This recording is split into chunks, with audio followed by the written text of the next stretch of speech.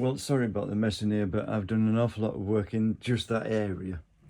I've turned the bike around without moving anything it was leaning against there. I've turned it around because it actually fits under that unit.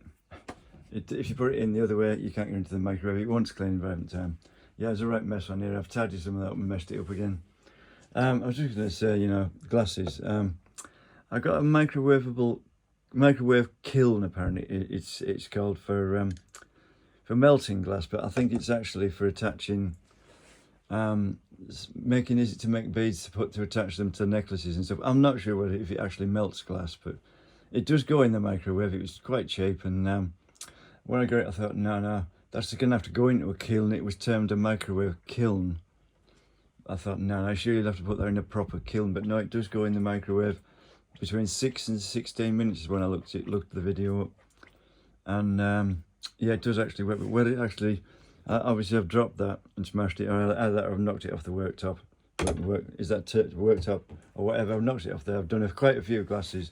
I have an awful lot of broken glasses and broken glass, and I was just going to melt it all down and try and make it into something. And obviously, I don't want to show the manufacturer, but those are actually noodles in there.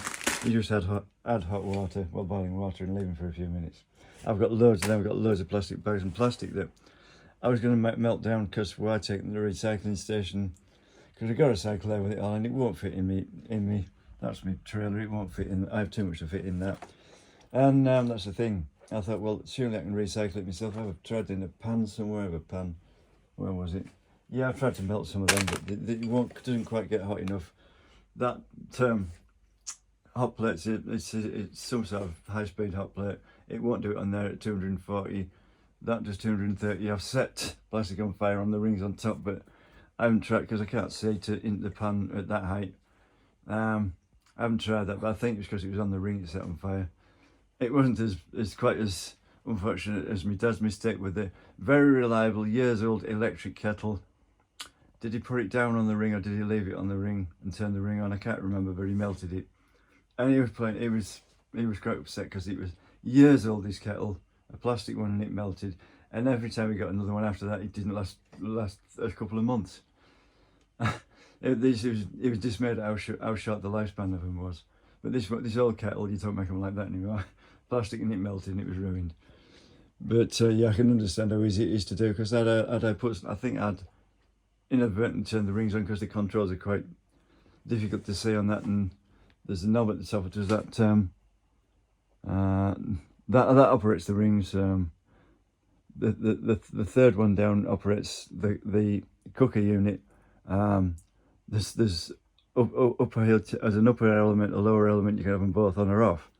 But I got that because it holds less air than a full size oven. Yeah, it's the size of sort of a grill oven, isn't it? But yeah, it holds less air than an oven, so there's less air to heat, and that's why I got it. It's cheaper to run because you're heating less air, and it plugs straight in. Because a proper cooker goes into screw terminals in the wall behind a plate, and you have to supposed to be qualified to fit them. And neighbour said, "Do you want this electric cooker?" I said, "No, I've got a little one." She offered to give me it. I said, "No, I've got one." And apparently she put a boyfriend manhandled it in and plugged it and wired it up, and I didn't know. I never saw the fire brigade come and everything, but apparently it caught fire because it was wired up wrong. I could have wired it up for her if I'd known, because obviously it's slipping brown, live blue, neutral, and yellow and green earth, isn't it? Or is it black and red still in that particular instance? I'm not sure. I would think it'll be.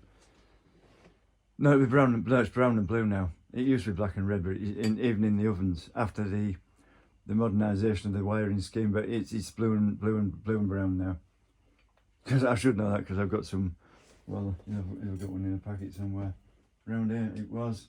Yeah, I have a light socket that you literally fix a bulb into. I can wire them up with, what, 3 wires. There's a few more than that on an Austin Mini, and I've studied building studies on a general mechanical engineering course, well, general engineering course, because I didn't know what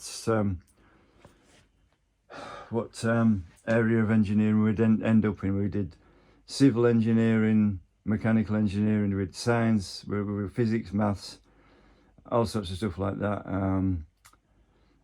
we learned how to assemble engines, set ignition timing, set contact breaker points, change condensers, set valve clearances.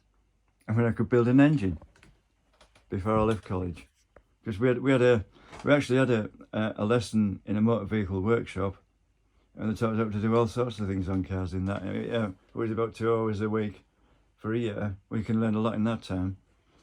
It was, I mean, I'm on a bucket full because it's a full-time course, and every time I go for a job, I have no experience. Oh, we don't want you have no experience. And now I have a national in vehicle engineering, but I'm not a qualified mechanic. I'd have to start as a trainee. I worked on rally cars at that time while I was studying for that to get some experience. They recommended me to a local Ford garage. I'd worked on Ford Motorsport cars, but they just said, we'll have to take you on as a trainee. And I virtually felt like telling them to pay off, because I have an A level in motor vehicle science. You don't need that to, what is it, 5 GCSEs at grade D or above, is it, to be a mechanic? Well, they told me when I went to be a mechanic years before that, you're too intelligent, and put me in the stores. Well, I don't see the difference. I think basically they wanted me to be stores manager eventually. They never told me that. They said they were going to put me in the office eventually, not to tell anybody. I was taken on as a yardman storeman. And they said, don't tell anybody we're going to put you in the office. So I didn't. And we got an horrible stores manager that I just had a personality clash with, and I left because of him. And well, that was the end of that job. And well, I never got the job as a manager. I didn't even know I was going to get it. But obviously, the manager's job was very low paid, which is why nobody wanted you, which wouldn't help with his mood and that. And that was the thing. I wanted to be a mechanic because they were better paid. I mean, I'd done a job before that, stacking 150 tonnes of sacks a week. At peak production, the first 2 hours, 4 tonnes an hour, it's about 84 pence a tonne. Mechanics were on £5 an hour then.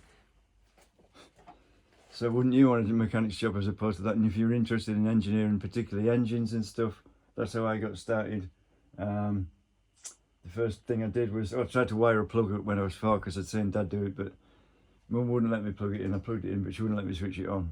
Quite wise, but after that, it just did a handlebar height on my bike when I was 10, but I got it wrong.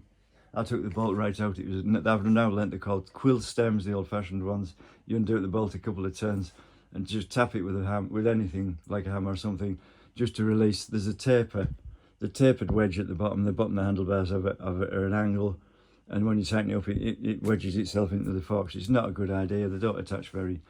Well, it's a bit. It's not. It's a bit hit and miss. That's the latest type. They literally clamp on the top of the forks.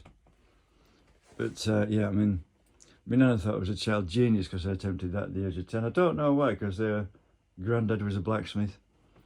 He used to make ploughs and plough blades and chain link and horses, cart horse shoes. So I don't know why she thought I was a child genius for doing that, but she did.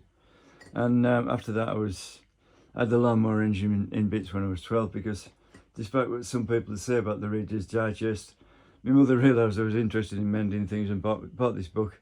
It was the Reader's Digest Guide to Mending Anything, was it? I don't know what it was called, but it taught you how to do electrical wiring on houses and all sorts. But I used it to take the lawnmower engine apart. I didn't realise it would be the ignition or the fuel, as my elder brother said. He worked in the garage for a few weeks and he knew that. And he said, yeah, it'd be the ignition of the fuel, and I tried to sort the valves out by taking the cylinder off and taking it all apart. I did a massive job. It didn't make any difference because it was the wrong job. But you can't expect a 12-year-old to fault diagnose an engine, even if he has got an OBD2 scanner, and they didn't have those on Suffolk Colts.